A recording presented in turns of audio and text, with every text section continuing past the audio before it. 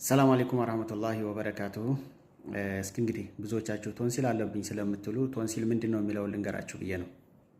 ቶንሲል እንግዲህ ፎቶ ላይ እንደምትመለከቱት በእንጥል ዙሪያ ላይ ያሉ ክብ ክብ እባጭ መሳይ ነገራቶች ናቸው።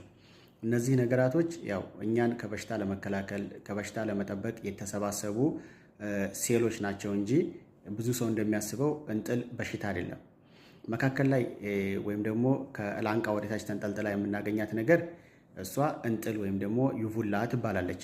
የእሷ ዋና ስራዋ ምራቅን በማመንጨት አፍና አፍና አካባቢ እርጥበት መጠበቅ ሲሆን ምግብ ወደ አፍንጫ ስር እንዳይሄድ፣ ድምፅ ስናወጣ ድምፃችን የተስተካከለ እንዲሆን ተጨማሪ ተግባር አላት። እነዚህኞቹ ግን በእንጥል ዙሪያ የምታዩቸው ክብ ክብ ነገራቶች እኛን ከበሽታ ለመከላከል የተሰባሰቡ ሴሎች እንጂ እንደምናስባቸው በሽታ አይደሉም።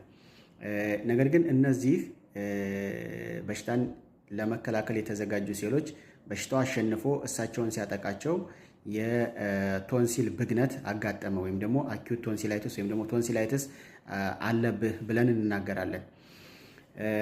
ይሄ ኢንፌክሽን ባክቴሪያ ሊሆን ይችላል፣ ፈንገስ ሊሆን ይችላል። እንግዲህ በቀጣይ ቪዲዮ ላይ ቶንሲል ህመም ሲያጋጥም ምን ምን ምልክቶች አሉት፣ ህክምናው ምንድን ነው፣ በምንስ እንከላከለው፣ ተደጋጋሚ እንዳይመጣስ ምን እናድርግ፣ የቶንሲል ጠጠር በሚኖርበት ሰዓት ላይ ምን ምን ምልክቶች አሉ፣ ህክምናዎቹ ምን ምን ናቸው፣ እንዴትስ እንከላከል የሚለውን ቀጣይ ቪዲዮ ላይ እነግራቸዋለሁ። ለማንኛውም ዛሬ ማስተላለፍ የፈለግኩት ቶንሲል የህመም ስም ሳይሆን እኛን ከበሽታ ለመከላከል የተጠራቀሙ የሴሎች ስያሜ እንጂ በሽታ አይደለም። ያው ፎቶ ላይ አሳያቸዋለሁኝ። ኖርማሉንና ኢንፌክሽን ሲኖረው ምናልባት ነጭ ይሆናሉ ወይ ደግሞ እጅግ በጣም ይቀላሉ። ሁለቱን ኮምፔር ማድረግ ትችላላችሁ።